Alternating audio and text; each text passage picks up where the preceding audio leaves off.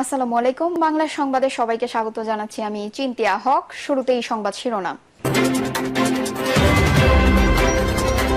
শুল্ক অর্ধেক কমিয়ে পেঁয়াজ রপ্তানির শর্ত থেকে সরে দাঁড়ালো ভারত। এদিকে আগামী 100 বছরে আওয়ামী লীগ ঘুরে দাঁড়াতে পারবে না বলছেন ফারুক। জানাবো বাংলাদেশে পালা বদল, প্রভাব বিস্তারে ভারতকে কি টেক্কা দেবে চীন। এবং সর্বশেষ জানাবো শেখ হাসিনার হাতকে শক্তিশালী করতে আমরা সদা প্রস্তুত বলছেন নানক। দর্শক শুনছিলেন সংবাদ শিরোনাম, এখন বিস্তারিত। শুল্ক অর্ধেক কমিয়ে পেঁয়াজ রপ্তানির শর্ত থেকে সরে দাঁড়ালো ভারত। ভারত পেঁয়াজ রপ্তানির ওপর বিধিনিষেধ আরও শিথিল করেছে। পেঁয়াজ রপ্তানির ওপর আরোপ করা 40% শুল্ক অর্ধেক করে 20% নামিয়ে আনা হয়েছে। একদিকে টাইমস অফ ইন্ডিয়া প্রতিবেদনে বলা হয়েছে, ভারতের director general of foreign trade শুক্রবার 13 সেপ্টেম্বর পেঁয়াজের সর্বনিম্ন রপ্তানি মূল্য বা মিনিমাম এক্সপোর্ট প্রাইস সংক্রান্ত শর্ত বাতিল করার সিদ্ধান্ত জানায়। এই সিদ্ধান্ত অবিলম্বের কার্যকর হবে। এর ফলে ভারতীয় ব্যবসায়ীরা এখন যে কোনো দামে পেঁয়াজ রপ্তানি করতে পারবেন। ভারতীয় গণমাধ্যমটি বলছে, শুক্রবার জারি করা এক বিজ্ঞপ্তিতে বলা হয়েছে, সরকার তাৎক্ষণিকভাবে পেঁয়াজ রপ্তানির ন্যূনতম রপ্তানি শর্ত প্রত্যাহার করেছে। চলতি বছরের মে মাসে দেশটির মোদী নেতৃত্বাধীন সরকার পেঁয়াজ রপ্তানির উপর নিষেধাজ্ঞা তুলে নিয়েছিল। তবে ন্যূনতম রপ্তানির মূল্য বেঁধে দিয়েছিল। ভারত এক সময় পেঁয়াজ রপ্তানি অভ্যন্তরীণ বাজারের দাম বেড়ে যাওয়ার কারণে পুরোপুরি বন্ধ করে দিয়েছিল। তবে চলতি বছরের মে মাসে রপ্তানির উপর থেকে নিষেধাজ্ঞা তুলে নিয়ে পেঁয়াজের সর্বনিম্ন রপ্তানি মূল্য $550 নির্ধারণ করা হয়েছে। এছাড়া রপ্তানির উপর 40% শুল্ক আরোপ করে দেশটি সরকার ভারতের এই দুইটি পদক্ষেপের মূল লক্ষ্য ছিল দেশটি থেকে পেঁয়াজ রপ্তানি নিরুৎসাহিত করা। দিল্লির এই পদক্ষেপ ভারত থেকে রপ্তানি উল্লেখযোগ্য পরিমাণ কমাতে সাহায্য করে। ইকোনমিক টাইমসের খবরে বলা হয়েছে, কেবল জুন মাসে ভারত পেঁয়াজ রপ্তানি 50%-এর বেশি পড়ে গেছে। চলতি 2024-25 অর্থ বছরের 31 জুলাই পর্যন্ত ভারত থেকে 2,60,000 টন পেঁয়াজ রপ্তানি করা হয়েছে। এর আগে অর্থ বছরের রপ্তানি পরিমাণ ছিল 17,17,000 টন। ভারতে এপ্রিল থেকে অর্থ বছর শুরু হয়। বিশ্বের অন্যতম প্রধান পেঁয়াজ রপ্তানিকারক দেশ ভারত, বাংলাদেশ সহ অনেক দেশ ভারত থেকে পেঁয়াজ আমদানি করে। বাংলাদেশের আমদানিকারকরা ভারত থেকে পেঁয়াজ আমদানিতে আগ্রহী থাকেন, কারণ প্রতিবেশী দেশটি থেকে দ্রুত পণ্য আনা যায় এবং বাজারে ভারতীয় পেঁয়াজের চাহিদা অন্যান্য দেশ থেকে আমদানি করা পেঁয়াজের চেয়ে বেশি। টাইমস অফ ইন্ডিয়া আরও বলেছে, মহারাষ্ট্রে গুরুত্বপূর্ণ বিধানসভা নির্বাচনের আগে পেঁয়াজ চাষিদের এই সুবিধা দেওয়া হলো। মহারাষ্ট্র ভারতের সবচেয়ে গুরুত্বপূর্ণ পেঁয়াজ উৎপাদন এলাকা। পেঁয়াজ রপ্তানি কমে যাওয়ার কারণে এই রাজ্যের চাষিরাই সবচেয়ে বেশি ক্ষতিগ্রস্ত হচ্ছিলেন। আগামী 100 বছরে আওয়ামী লীগ ঘুরে দাঁড়াতে পারবে না বলছেন ফারুক। অহংকার করে আওয়ামী লীগের পতন হয়েছে মন্তব্য করে বিএনপি চেয়ারপারসনের উপদেষ্টা জয়নুল আবেদীন ফারুক বলেছেন, আমি বিশ্বাস করি আগামী 100 বছরে আওয়ামী লীগ ঘুরে দাঁড়াতে পারবে না। গোল টেবিল বৈঠকে জয়নুল আবেদীন ফারুক বলেন, আমার দুঃখ লাগে, শেখ হাসিনার জন্য কষ্ট হয়। তিনি প্রায় 16 বছর বাংলাদেশের চিফ জাস্টিস থেকে শুরু করে সব সাংবিধানিক প্রতিষ্ঠানকে নিজের হাতের মুঠোয় রেখে তছনছ করে দিয়েছেন। শুধু আওয়ামী লীগকে ক্ষমতায় রাখার জন্য সেই দানব ব্যক্তিটি এখন পলাতক। তার কর্মের জন্য ডক্টর ইউনূসের প্রতি অনুরোধ জানিয়ে তিনি বলেন, জনপ্রতিনিধির হাতে অবিলম্বে ক্ষমতা হস্তান্তর করার একটি প্রক্রিয়া আপনাকে সৃষ্টি করতে হবে। আপনার সততা বিশ্বব্যাপী, আপনার খ্যাতি কোনোটাই আমার অস্বীকার করি না। বাংলাদেশের কোনো জনগণ আপনাকে অবিশ্বাস করবে না, কিন্তু একটা জিনিস আপনাকে লক্ষ্য করতে হবে, বাংলাদেশে আপনার মতো ব্যক্তিকেও 14 তলা পর্যন্ত হেঁটে উঠতে হয়েছে। লিফট বন্ধ করে দিয়েছিল শেখ হাসিনা। সাবেক প্রধানমন্ত্রী শেখ হাসিনা শেখ মুজিবের কন্যা নয়। মন্তব্য করে বিএনপি চেয়ারপারসন এই উপদেষ্টা বলেন, হোসেন মোহাম্মদ এরশাদ, যিনি ক্ষমতা দখল করে চোর বাটপার হিসেবে পরিচিত ছিলেন, তিনি যদি পালিয়ে না গিয়ে জেলে গিয়ে আবার 18 থেকে 20টি আসন নিয়ে সংসদে আসতে পারেন, আপনার শেখ হাসিনা যদি সেই সততা থাকতো, আপনার অতীতের 16 বছরের কথাগুলো যদি সত্য হতো, আপনার অহংকার যদি সত্য হতো, আপনি পালিয়ে না গিয়ে যদি এই দেশে থাকতেন, তাহলে বুঝতাম আপনি শেখ মুজিবের কন্যা। আমি এখন বিশ্বাস করি না আপনি শেখ মুজিবের কন্যা। জয়নুল আবেদীন ফারুক বলেন, আপনাকে মানুষ অবিশ্বাস করেছে। আপনার অতীতের কার্যকলাপ, দুর্নীতি সব এই দেশে প্রমাণিত হয়েছে। বাংলাদেশে যদি ভারতের সঙ্গে বন্দি বিনিময় থেকে থাকে, তাহলে অন্তর্বর্তীকালীন সরকারের প্রধান উপদেষ্টা তাকে আনেন, তার পরিবারের 2-1 জনকে গ্রেপ্তার করেন। তারা অঢেল সম্পত্তির মালিক, যারা বাংলাদেশের অর্থনীতি মেরুদণ্ড ভেঙে চুরমার করে দিয়েছে। তারা সব সাংবিধানিক প্রতিষ্ঠানকে ধ্বংস করে দিয়েছে। যারা বিচার পক্ষে না এলে হাইকোর্টে ময়লা ফেলেছে, এজলাসে লাথি মেরেছে, তারা এখন বাংলাদেশে আপনাকে অস্থিতিশীল করার প্রক্রিয়ায় জড়িত। এদের অবিলম্বে সব পর্যায় থেকে সরানো প্রয়োজন। আমরা আপনার সঙ্গে আছি, থাকবো। তিনি আরো বলেন, ডক্টর ইউনূস সব জঞ্জালমুক্ত একটি নির্বাচন দেবেন। 1991 সালের মতো সেই নির্বাচনের মাধ্যমে আমার প্রিয় নেতা বাংলাদেশে আসবেন, জনপ্রতিনিধি হবেন, সরকার গঠন করবেন।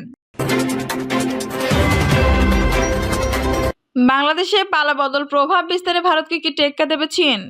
ছাত্র জনতার গণ অভ্যুত্থানে স্বৈরার শাসক শেখ হাসিনা ক্ষমতাচ্যুত হওয়ার পর 1 মাসেও বেশি সময় ধরে প্রতিবেশী ভারত ও বাংলাদেশের মধ্যে সম্পর্ক তিক্ত অবস্থায় রয়েছে। কেননা হাসিনার সঙ্গে ভারতের ক্ষমতাসীন দল বিজেপি এবং বিরোধী দল কংগ্রেসের ঘনিষ্ঠ সম্পর্ক রয়েছে। এই সম্পর্কের কারণে বাংলাদেশ ভারতের সবচেয়ে ঘনিষ্ঠ এবং বিশ্বস্ত আঞ্চলিক মিত্র হতে পারছিল। অন্য প্রতিবেশী দেশের সঙ্গে ভারতের সম্পর্ক খারাপ থাকলেও শেখ হাসিনার কারণে বাংলাদেশ ছিল তাদের বিশ্বস্ত সঙ্গী। পাশাপাশি আঞ্চলিক রাজনীতিতে চীন ব্যাপকভাবে অন্য দেশগুলোতে প্রভাব বিস্তার করলেও বাংলাদেশে তা সম্ভব হয়নি। তবে অভিযোগ রয়েছে বিগত 1.5 দশক ধরে ভারত মূলত হাসিনা সরকারের সঙ্গে যোগাযোগ করে রেখেছে। বাংলাদেশের জনগণের চাওয়াকে তারা উপেক্ষা করেছে। সেই কারণেই দ্রুত সময়ের মধ্যে ছাত্র জনতার গণ অভ্যুত্থান সফল হয়েছে, যার ফলে স্পষ্টতই বোঝা যাচ্ছে হাসিনা পরবর্তী বাংলাদেশে ভারতের প্রভাব তলানিতে গিয়ে ঠেকেছে। অনেকের ধারণা এই প্রেক্ষাপটে উল্টো চিত্র দেখাবে চীনের ক্ষেত্রে। বিশ্লেষকরা মনে করছেন ক্ষমতার এই পালাবদল ভারতের ক্ষেত্রে যতটা চিন্তার কারণ হয়ে দাঁড়িয়েছে ততটাই চীনের জন্য সম্ভাবনার দ্বার খুলে দিয়েছে। বর্তমানে চীন স্বাভাবিকভাবে চেষ্টা চালাবে বাংলাদেশের সঙ্গে তাদের সম্পর্ক সুবিধাজনক জায়গায় নিয়ে যাওয়ার। যদিও ব্যাপক হারে ঋণ দেওয়ার কারণে ঢাকার উপর আগে থেকেই প্রভাব রয়েছে বেইজিং এর।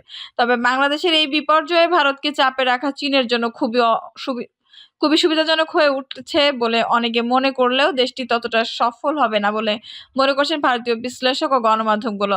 ভারত কয়েকটি গণমাধ্যমে বলেছে, হাসিনা সরকার বরাবরই ভারত ও চীন দুই দেশের সঙ্গে সুসম্পর্ক বজায় রেখে চলার চেষ্টা করেছে। অবশ্য চীনের সঙ্গে সেই দ্বিপাক্ষিক সম্পর্ক ভারতের অনুকূলেই সবসময় ছিল। বাংলাদেশে চীনের অনেক সফল প্রজেক্ট থাকার পরেও ভারতের চাপের মুখে নতি স্বীকার করে হাসিনা চীনকে সোনাদিয়া ডিপসি বন্দরে প্রজেক্টটি দেয়নি। 2024 সালে একতরফা নির্বাচনের পর ভারতের সাহায্যের জন্য পুরোপুরি মুখাপেক্ষী হয়ে পড়েন হাসিনা। বাংলাদেশ তিস্তা ওয়াটার প্রজেক্টের জন্য চীনকে পাশ কাটিয়ে ভারতকে বেছে নেয় হাসিনা। সরকার নিরাপত্তার খাতিরে ভারতের বিরোধিতা সত্ত্বেও চীন সেই প্রজেক্ট টাকা ঢালতে পুরোপুরি প্রস্তুত ছিল। চলতি বছরে হাসিনার চীন সফরের পরপরই বাংলাদেশের সঙ্গে চীনের ঠান্ডা সম্পর্কের সূত্রপাত। কেননা চীনের কাছে $5 বিলিয়ন আর্থিক সহযোগিতার জন্য অনুরোধ করা হলেও বেইজিং মাত্র $137 মিলিয়ন বাংলাদেশকে দেয়। ফলে ক্ষুব্ধ হাসিনা তার চীন সফর সম্পর্কে না করেই ফিরে আসেন। বাংলাদেশে হওয়া এই গণ অভ্যুত্থান ভারতের উপর চীনের আগ্রাসন অনেকটাই বাড়িয়ে দেওয়ার সম্ভাবনা তৈরি করেছে। চীন বরাবরই আর্থিকভাবেও শক্তিশালী একটি দেশ। বর্তমানে চীন, ভারত ও বাংলাদেশের মধ্যে যে দূরত্ব তৈরি হয়েছে তা নিয়ে বেশ সজাগ আন্দোলনের ফলে বাংলাদেশের বিপুল আর্থিক সংকট এবং ভারত বিদেশি মনোভাব তৈরি হওয়ার কারণে চীন বেশ সুবিধা হয়েছে। বাংলাদেশের নতুন সরকার কুর্সি দখল চীনকে আরও আগ্রাসী বানানোর জন্য যথেষ্ট বলে মনে করা হচ্ছে। শুধুমাত্র ভারতের পূর্ব প্রান্তেই নয়, পাকিস্তানের সঙ্গে বন্ধুত্ব থাকার ফলে দেশের পশ্চিম প্রান্তেও চীন আগ্রাসন তৈরি হতে পারে। এরই সঙ্গে বঙ্গোপসাগর এবং ভারত মহাসাগরও তাদের আধিপত্য বাড়বে বলে মনে করেন হচ্ছে। তেমনি গুরুত্বপূর্ণভাবে চীনের সঙ্গে মালদ্বীপ হাতে মেলানোর ফলে দক্ষিণ এশিয়ার ভারত আরও কোণঠাসা হয়ে উঠবে। সঙ্গে বৃহত্তরভাবে ইন্দো প্যাসিফিক রাজনীতি চীনকে প্রতিদ্বন্দ্বিতায় ফেলার জন্য ভারতের সঙ্গে চাপেরও ভাবে, কিন্তু চীন পক্ষেও পুরো সুবিধা পাওয়া কঠিন হয়ে পড়বে বলে মনে করা হচ্ছে। জাতীয় বিশ্লেষকদের ভাষ্যমতে আন্দোলনের ফলে বাংলাদেশের রাজনৈতিক টালমাটাল অবস্থা, বিকল্প রাজনৈতিক দলের অভাব, আওয়ামী লীগের নেতাদের ক্ষমতার হ্রাস সঙ্গে গোটা দেশের দখল ছাত্রদের হাতে চলে যাওয়ার চীন পক্ষের গোটা বাংলাদেশের উপর আধিপত্য বিস্তার অত্যন্ত কঠিন হবে। তারা বলছেন বাংলাদেশের সঙ্গে চীন ব্যবসা করার জন্য বাংলাদেশে একটি স্থিতিশীল সরকার চায়, যারা তাদের দাবি দেওয়া রাখবে। প্রসঙ্গত, আওয়ামী লীগের সরকার সঙ্গে চীন সরকারের সম্পর্ক মোটেও উপর ভালোই ছিল, যার ফলে বাংলাদেশে চীন নিজেদের বিভিন্ন প্রজেক্ট শুরু করার কোনো বাধার সম্মুখীন হয়নি। নিউজ 18 বলছে, বাংলাদেশে ক্রমশ ইসলামী আন্দোলনের পরিধি বাড়ছে, যা ভবিষ্যতে সরকার গঠনে বড় ভূমিকা নেবে, যা চীনের পক্ষে অসুবিধার কারণ হয়ে উঠতে পারে বলে অনেকে মনে করছেন। চীনের মন্ত্রণালয়ের পক্ষেও যা অস্বাভাবিক নয়। তাদের মতে বাংলাদেশের বর্তমান অর্থনৈতিক সংকট আরও একটি প্রধান বাধা হয়ে দাঁড়িয়েছে চীনের কাছে। এর ফলে বাংলাদেশকে চীনের থেকে বড় অঙ্কের লোন নিতে পারে না। তাৎক্ষণিকভাবে অভাব মেটলেও দেশের পক্ষে ঝুঁকিপূর্ণ কাজ হবে। ভারতীয় সংবাদ মাধ্যমটির এক প্রতিবেদনে উল্লেখ করা হয়, বর্তমান সরকারের উপর যুক্তরাষ্ট্রের ব্যাপক প্রভাব, যা বাংলাদেশের চীনা প্রভাবে বড় বাধা হয়ে দাঁড়াবে। সংবাদ মাধ্যমটি বলছে, যুক্তরাষ্ট্র বরাবর হাসিনা সরকার গণতান্ত্রিককে বিরোধিতা করে ভারতের রোষের মুখে পড়েছে, যা চীনের প্রভাব বিস্তারের আরও এক বড় বাধা। ওয়াশিংটন বাংলাদেশের হাসিনা বিরোধী আন্দোলনকে সমর্থন করেছিল এবং তারা বর্তমানে অন্তর্বর্তী সরকারের প্রধান উপদেষ্টা মোহাম্মদ ইউনূসের ঘনিষ্ঠ হওয়ার ফলে বাংলাদেশে নিজেদের প্রভাব বিস্তার করতে চাইছে। ঢাকাও মার্কিন সাহায্য আশা করছে, কারণ তাদের ইন্টারন্যাশনাল মনিটারি ফান্ড ও বিশ্ব ব্যাংকের থেকে বড় অঙ্কের ঋণ প্রয়োজন। পত্রিকাটির ওই প্রতিবেদনে আরো বলা হয়, সমান্তরালভাবে ভারত ও বাংলাদেশের জন্য অত্যন্ত গুরুত্বপূর্ণ ভারতের সঙ্গে বাংলাদেশের সম্পর্কের উপর নির্ভর করে আসছে। ঢাকার সঙ্গে বেইজিং এর সম্পর্ক কতটা মজবুত হবে? আর্থিক ও রাজনৈতিকভাবে বিপর্যস্ত বাংলাদেশের সঙ্গে ভারতের কিছুটা বৈরাতা সম্পর্ক তৈরি হলেও নয়াদিল্লিতে যদি ঢাকার সঙ্গে আগের বন্ধুত্বপূর্ণ সম্পর্কে ফিরে যায়, তবে বাংলাদেশের উপর কব্জা তৈরি করতে বেইজিংকে বেশ বেড়ে পড়তে হতে পারে। বাংলাদেশের এখনকার রাজনৈতিক এবং অর্থনৈতিক অবস্থার সঙ্গে যুক্তরাষ্ট্রের প্রভাব এবং ঢাকার জন্য ভারতের সহযোগিতাপূর্ণ মনোভাব দুই দেশের পারস্পরিকভাবে ঘনিষ্ঠ হওয়ার ক্ষেত্রে কঠিনও দাঁড়াবে বাংলাদেশের প্রতিবাদ। বিক্ষোভ এবং রাজনৈতিক পাল্লাবদল সাধারণ চোখে দেখলে বেইজিং এর অবস্থান কিছুটা ভালো জায়গায় নিয়ে যাবে বলে মনে হতে পারে। কিন্তু যারা ভাবছেন বাংলাদেশ ক্ষেত্রে চীন রাজনৈতিকভাবে পুরোপুরি জিতে গেল, তারা সর্বৈব ভুল। চীনের পুরোপুরিভাবে সফল হওয়া কখনোই সম্ভব না। দর্শক, এই ছিল এখনকার সর্বশেষ সংবাদ। নিউজটি ভালো লাগলে অবশ্যই একটা লাইক দিন, কমেন্টে আপনার মূল্যবান মতামত জানান। সবসময় আমাদের পাশে থাকতে সাবস্ক্রাইব করে বেল বাটনটি অন করে রাখুন। ধন্যবাদ।